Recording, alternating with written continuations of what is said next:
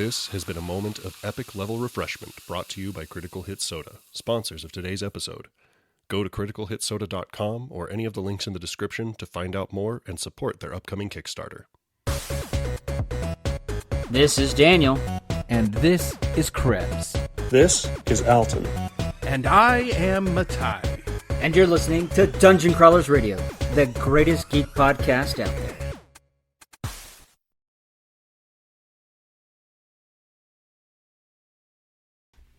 All right, everyone, welcome to another exciting episode of Dungeon Crawlers, where we are back at full strength. That's right, we have all four of us, including the fantastic Krebs. Hey! Yes, and for those of you that listened to the last two episodes, we miserably failed at the don't, always be epic and don't suck thing.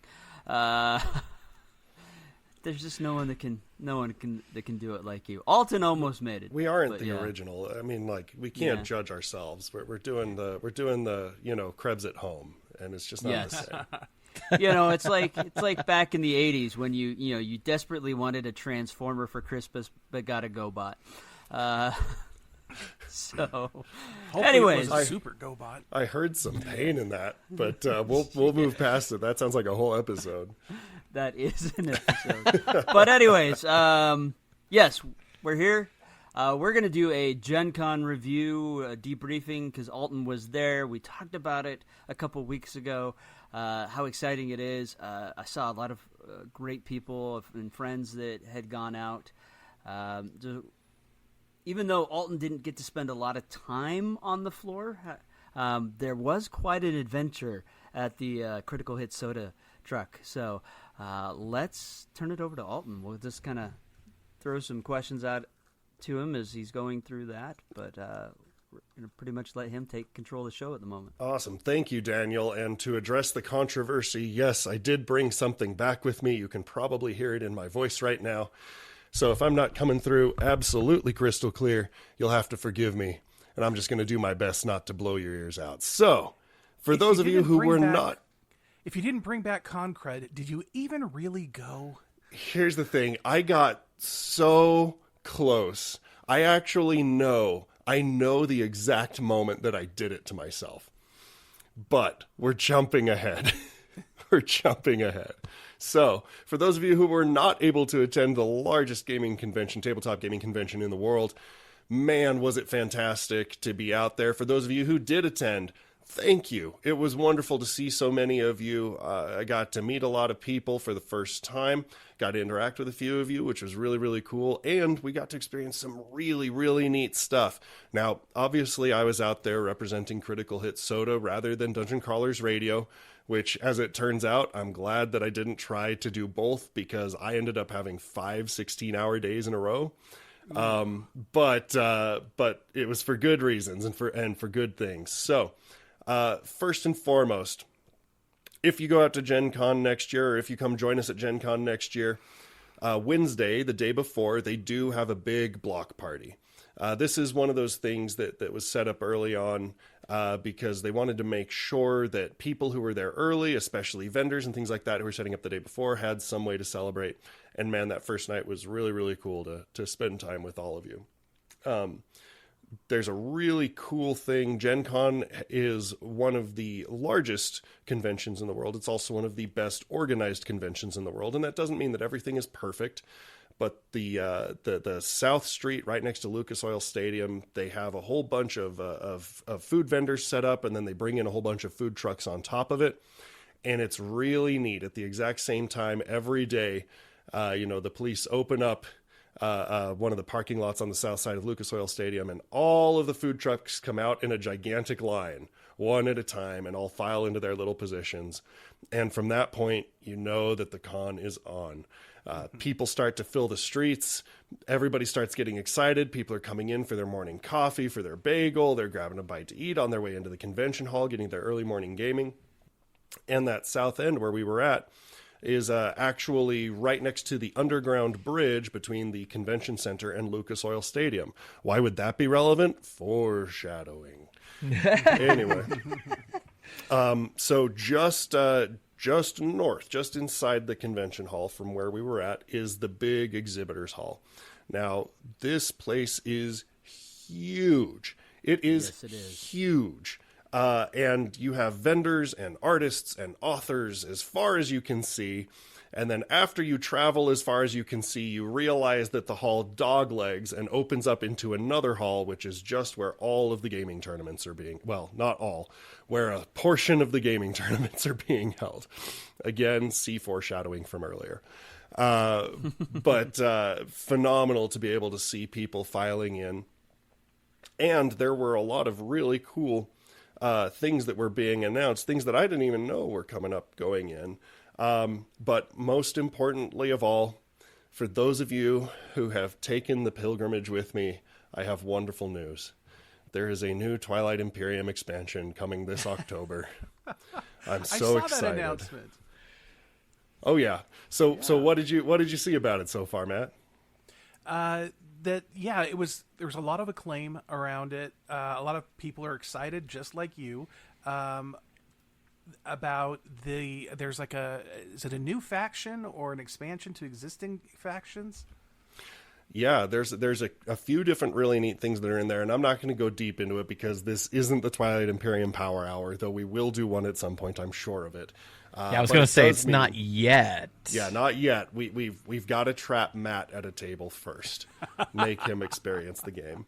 But there were a few different things that were going on. A couple of neat new mechanics that are coming out, including some ways that make it look like a couple of the strategy cards are going to be a lot more relevant.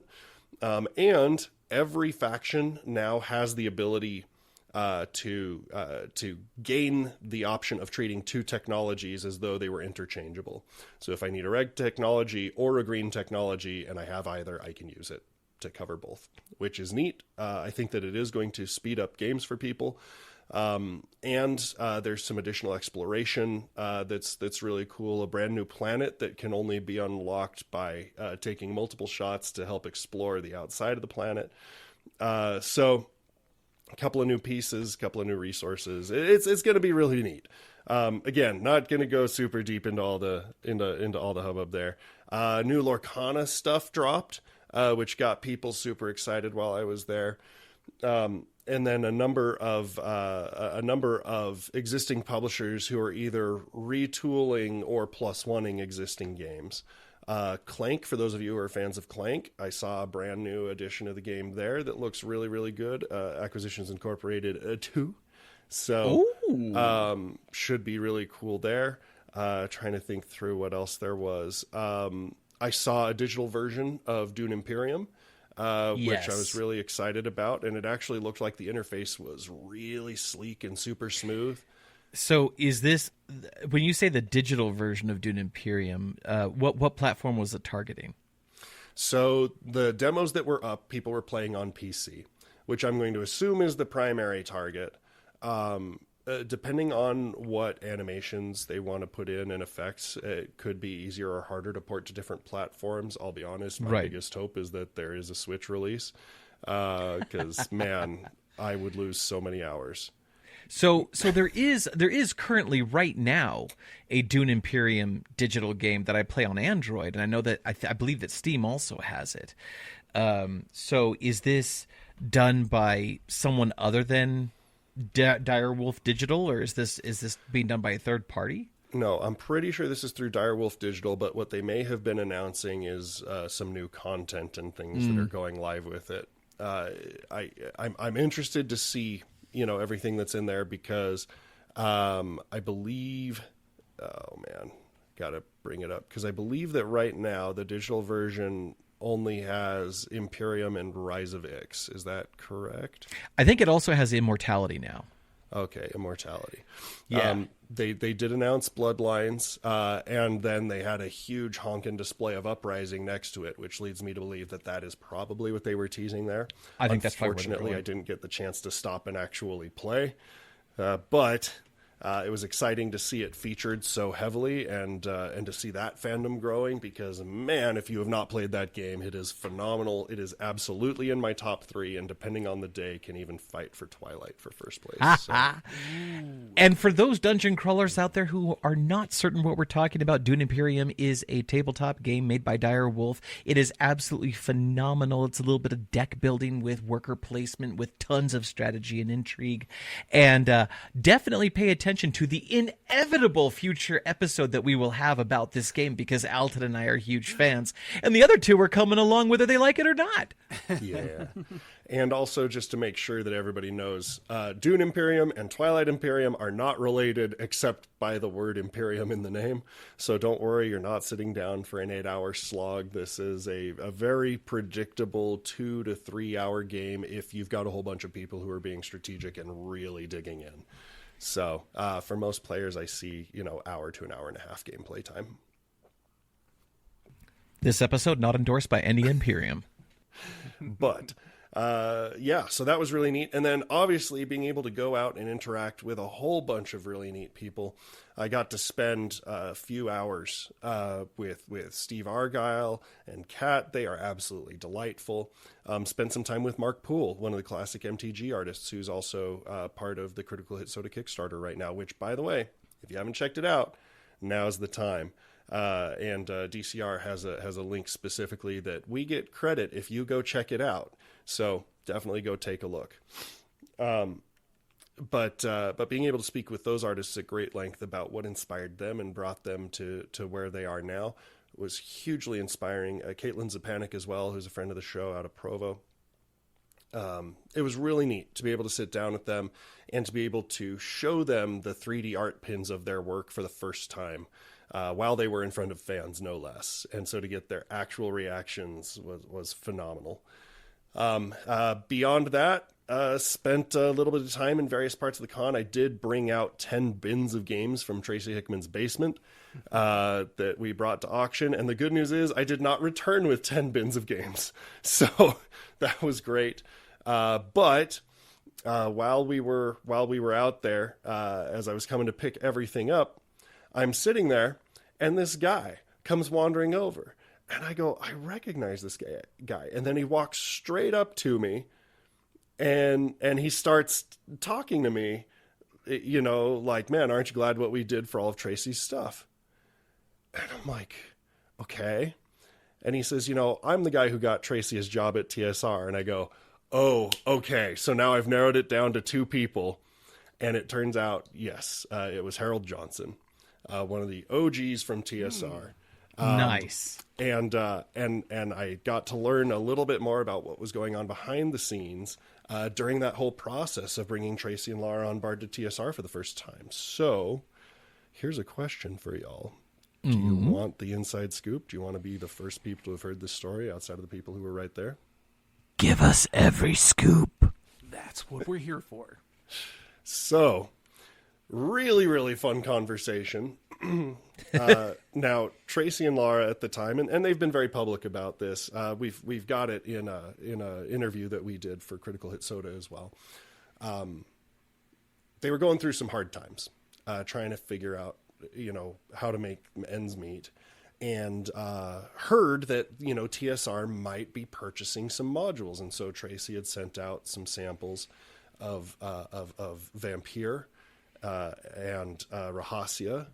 To be able to, and Pharaoh, was the third one, to see if they would purchase them. Now I'm gonna do my best to paraphrase Harold here. He says it was Tracy had applied for an editor position, and it was clear he was not cut to be an editor. But his work was really good. And so despite the fact that he had not that he had only applied to be an editor, Harold started shopping him around, going to all the other members of the team and to Dave and to Gary and saying, look, we got to get these guys on our team. And ultimately they made a space for him. Now, as time went on, Harold worked extensively with Tracy in particular to help refine his writing and especially be able to refine his editing. Now, there was one phrase that Tracy has talked about in the past of, he always, apparently in the first drafts of Ravenloft, the phrase, "the mists loomed heavily," was scattered throughout the texts. And Harold called that out and said, you can't do that. But Harold brought up that there was another phrase. I go, oh, go on. And he says, "the crisp mountains. Mountains can't be crisp. I can't put them into a bowl and pour milk over them, so they can't be crisp." And so he made Tracy sit down and diagram sentences with him multiple times. And that helped shape a lot of the foundational premise that eventually, when it was time to come and write Dragonlance, they brought Margaret in, who took on a lot of the base work, but each of them had their own roles. And because of all of this extra time and effort and energy that Harold in particular had put into Tracy, it resulted in, arguably one of the most important novels, at least financially, to TSR at the time, that has since gone on to open up many, many other worlds. Hey, Dungeon Crawlers, Alton here. We all love supporting homegrown businesses from geeks like us, and we're proud to support Critical Hit Soda, the sponsors of this episode. They've been serving epic-level refreshment to the community over the last few years at conventions and local game stores, and now we want to help them level up and put amazing loot into your inventory at the same time. Go to criticalhitsoda.com or the link in the description to receive a special bonus when you pre-register and back their Kickstarter, launching July 31st. Thank you for helping me and the crew at Dungeon Crawlers Radio support a business I love. Now, back to the episode. And so it was really neat to be able to sit down with Harold, because in a very real sense, Dungeon Crawlers, you would not be hearing my voice right now if it wasn't for that man. Tasha, was not born at the time that they moved out to Wisconsin to take on the job. And with their financial situation being what it was, it's unlikely that they would have tried to have had more kids without that particular intervention. Beyond that, I met Dungeon Crawlers primarily through my interactions with Tracy and Laura. Yep. And so we see this kind of whole thing come full circle, where I got to sit down with them and say, not only thank you for giving your time, effort, and energy to this young man who really needed a break, but beyond that, to be able to, from that interaction, generate generations of new readers, of new lovers of the game, and to be able to bless my life personally with all of these fine gentlemen and the family that I have now. So, huge thank you to Harold. Dan. Well, And go Matthew just first, for our listeners' sake, if you guys didn't catch who it is that we're talking about, this is Tracy Hickman, one of the authors of the Dragonlance series. Tracy Hickman and his wife Laura are personal friends to Alton and live out here near where we're at. So that's the Tracy we're talking about. Well, and this is something. First off, Tracy's been on the show recently, and he talked about how the original Chronicles came out again, and it hit the New York Times best-selling list. Not only that, they just announced recently that they're doing it to the Legends series. It's going to come back. Nice. So this is the story of after the Chronicles with Raceland and Caramon, and love it. It's going to be. I've already seen the cover. It's beautifully done. But what really about this story that Alton just talked about is a lot of companies don't invest in their employees anymore. And clearly they invested in Tracy, so much so that, he is the renowned author that we know today. At the time, it sounds like he was very, very green and did not really have, because, let's face it, back then they didn't really teach you how to write. That was never a thing. It was book reports and, there wasn't really college courses or courses like there is now to teach you how to write and how to do better in writing. It's always about academic writing, which is just boring and plain Jane. But to see that investment, and it's paid off, is just amazing and astounding. And, and you're right. If it wasn't for these things, Tasha may not have been born. If it wasn't for these things, she wouldn't have been around for you to meet. You become part of that inner circle, and then of course, like it was spoken about at the GenCon one. That's where I ran into you, because you were at the table with Tasha, and Tasha's like, "Well, this is my boyfriend," and I'm like, "Oh, okay, great." And it's really interesting because that's how I sort of met Krebs. It was at a con. Him and a bunch of guys were playing Palladium, and I'm like, "Hey, I've wanted to learn about this system," and like, all right, so we brought them on, and so it's really interesting how things happen, and you don't think, okay, when I met you, I didn't think, okay, he's going to be a part of our show, he's going to be a pivotal part of my life, same thing with Krebs, but that has been the case. And then when we were thinking, okay, we needed another person, Krebs was like, well, hey, my brother, and then Matthew came on for an episode, and he's been here ever since. Good thing he's not like a bad rash. I'm like Concrete. You can't get rid of him. No, I will get rid of Concred. How dare you? I have never gotten Concred. For every convention I've gone to, I've never gotten I've been to some cruddy cons, though. Yes. But that's also because, like, 2 weeks before, I'm just pounding vitamin C, and then I'm pounding vitamin C the whole time, and then afterwards. But see, and I usually do just fine with Concred. But I know the exact moment that I went wrong. Tell us. Yeah? It was Sunday afternoon. This is Last day. Talked with Harold for a portion of the morning. I had to run out onto the floor, and as we're doing the last day kind of professional touch and goes with everybody, I'd been shaking a lot of hands.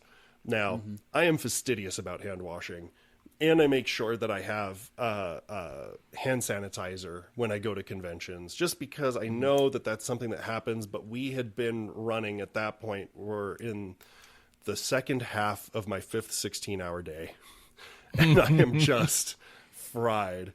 And so I stumble my way back to the truck, shaking hands the whole way. And when I get there, there's food. So I'm like, awesome, I'm going to have some food. I got something stuck in my teeth, and I went to pull it out. Oh. And the thing is, it left behind a taste. Oh. And I know for a fact that was the moment. I did my best to rinse things out, and I immediately washed my hands before going any farther. But I am confident that was the moment. So, friends, regardless of what size of convention you are going to, please, for goodness sake, wash your hands. And if you have to do it, put a rubber band on your finger, tie a piece of string, whatever you need to do. But for heaven's sakes, before you put food in your mouth, even if you're sure that you're keeping everything safe because you're using a paper wrapper, just wash your hands. And I'm going to be okay. It's been a frustrating week, but we're making it work. I think we found a new button for Alton. Oh, man. It left behind a taste in my mouth. Yeah. It's not going to be the outro from now on. It's going to be like, and always remember, leave behind a taste. No. Oh, heavens, no. Oh, no. Yeah. Okay. You definitely know when. Anyway, one of the other cool things that happened on Sunday. Oh, now we're talking about cool things. Go on. Because I realized that, I talked about foreshadowing and then never actually closed that loop. Is I mentioned that on the south side of the convention center, there's an underground tunnel that connects directly to Lucas Oil Stadium. Yep. Mm-hmm. There were a couple of things that happened in Lucas Oil Stadium that are pretty neat. Now, one of them, and I've got photos, I'll send them out to everybody. I took a big panoramic. The main football field was filled all the way from the edge of the bleachers to the edge of the bleachers with tables, specifically trading card games. People coming out to do a big Magic tournament. I believe they did some Arcana. I believe they did some Pokemon. Big round tables set up specifically for people to do drafts on demand, Commander, all kinds of things. It was really, really neat. But what a lot of people don't recognize is that at the same time inside of Lucas Oil Stadium, while GenCon is going on, there are a few other activities. One of them I didn't get to participate in, but I got to go and drop off drinks to a private game with Luke Gygax.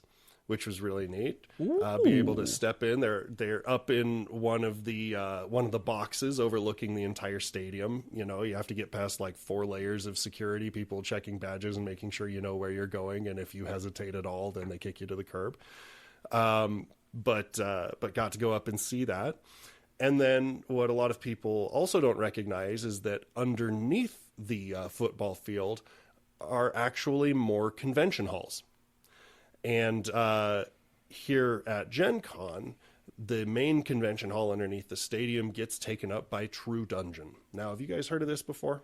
Oh, I love True Dungeon. It is so fun. Okay, so Dan, from your perspective, tell us a little bit about True Dungeon.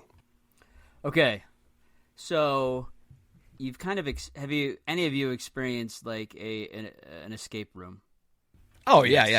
Yeah. So imagine D&D escape room, where you literally you're a party and you go room by room in this dungeon, and there are obstacles, there are things you have to do to get through the dungeon and survive. Like, you know, and you have these little tokens that you can for the very first time, you can get a bag. It has tokens, and they have like armor and weapons and stuff like that. Kind of like what they're doing with Critical Hit Soda with the pins.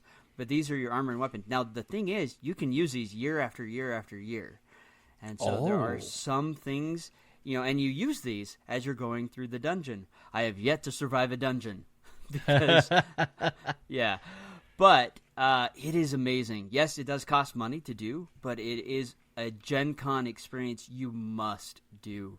There are times where you're in a room and there are logs and rocks that you have to leap over to get to the other end because there's this boggy swamp water, and if you step in it, a monster comes up and eats you. There are times where there are puzzles that you have to solve, and this is all timed. You know, and you only have so much time, and if you pass a room, I think they add more time, or you find things that add time to it. I can't remember exactly, but it is so much fun and a great experience. Oh, yeah. Now, these are massive, massive sets that get built out. Oh, yeah. Again, remember I talked about how there's a whole convention hall underneath the football stadium. This thing is, admittedly, they didn't take the entire space under the football stadium, but I'd say at least half of a football field. Filled with rooms, sets, actors. They turn off all the overhead lights, and so it's only ambient lighting from within. Just phenomenal. And as Dan mentioned, when you first arrive, they give you basically a little grab bag, a booster pack with a whole bunch of poker chips in them that have custom prints on them. So the very first thing, they'll pull you into a room. There's a gigantic character sheet in front of you with a whole bunch of little circles on it where you're putting down your chips. The coach comes around, helps optimize anything if they need to, and then records everything down onto a character sheet so that they can hand it to the GMs as you're working your way through. Helps simplify the whole process. Super, super neat. Go into a short training space where when you sat down and you built out your character, you actually, choose a class. And so if you're the rogue, you've got, this little kind of mazy thing that's just barely wider than your pencil, and you're trying to make it as far as you can through without stepping outside of the lines. If you are a fighter, then they've got a big shuffleboard set up, and down at the end, is the outline of a person with different point values depending on where you hit, with the head obviously being a 20, and you're trying to shuffleboard as close as you can to score your hits. Yeah.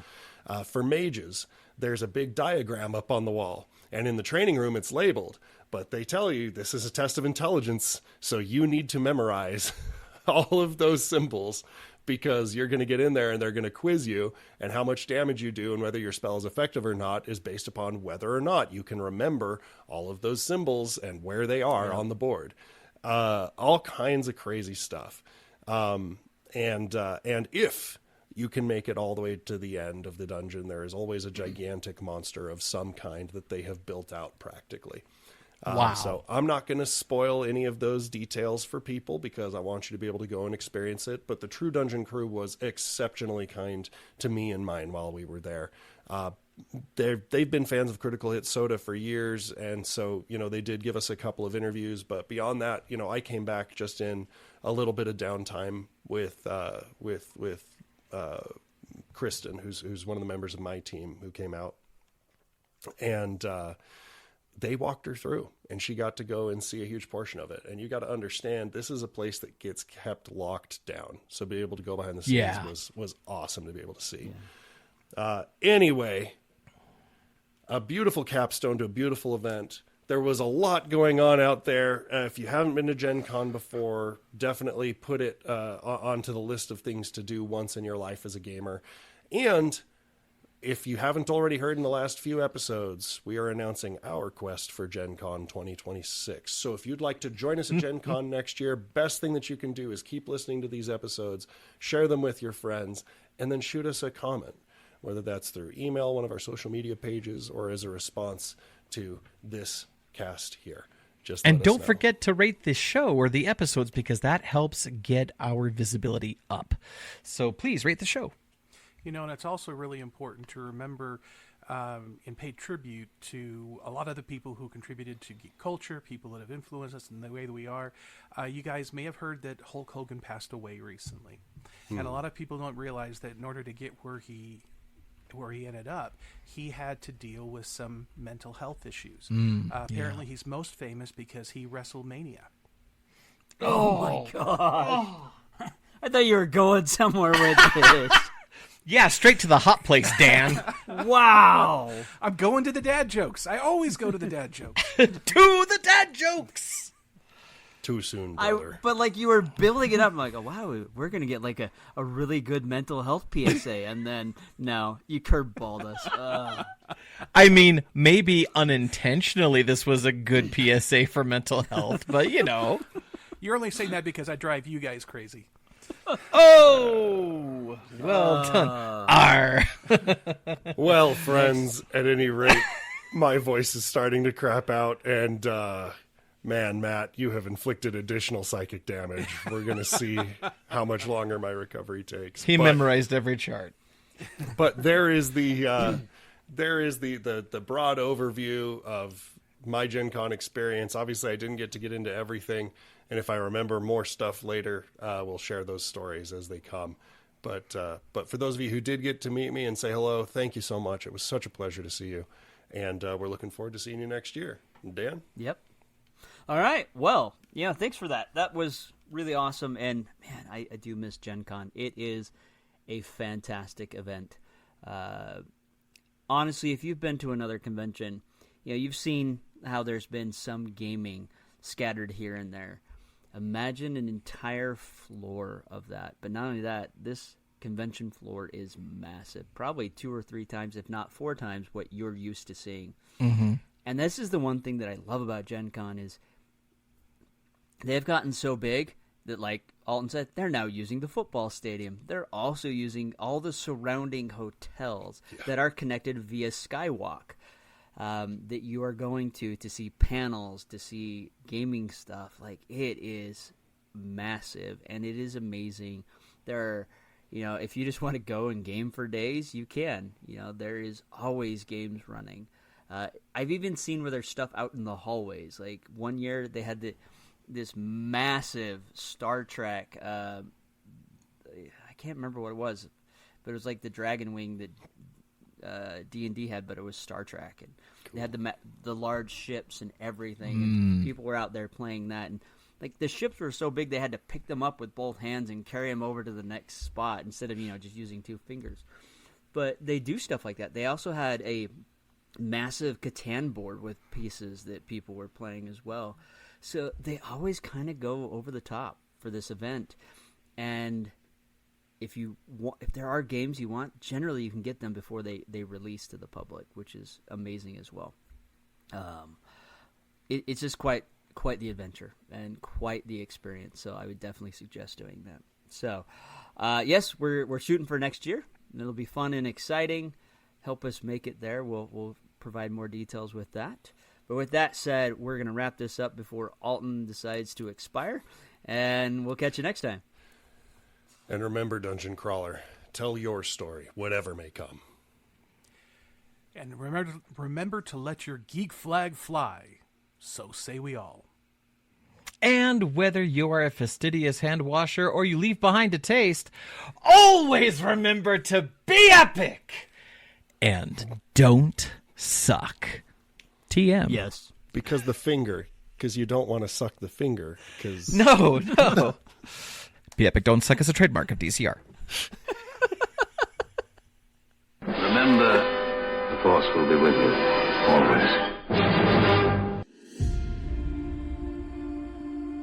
What happens when modern magic, high-tech weaponry, and an unstoppable dragon collide? Find out in the epic audiobook of A Dragon's Fate, brought to life by Daniel and Krebs. This Whitney Award finalist novel will pull you into a pulse-pounding world where a secret cabal battles for power, and a dragon could bring everything to an explosive end. Don't just hear the story. Feel the magic, the danger, and the action. Get ready for a ride you won't forget. Grab your copy of A Dragon's Fate, now available on Audible.